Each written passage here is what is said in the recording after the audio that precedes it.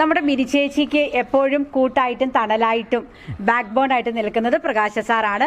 സാറിന്റെ ഒരു ഫേവറേറ്റ് ചെടി കൂടി ഞങ്ങൾക്കൊന്ന് അറിഞ്ഞാൽ കൊള്ളാമെന്നുണ്ട്. സാറിന്റെ ഇഷ്ടപ്പെട്ട ഒരു ചെടി ഒന്ന് കാണിക്കാവോ? ഓർക്കിഡ് അല്ലേ? സാർ എന്തൊക്കെ ചെയ്യാറുണ്ട് ചെടികൾക്ക് വേണ്ടിയിട്ട്?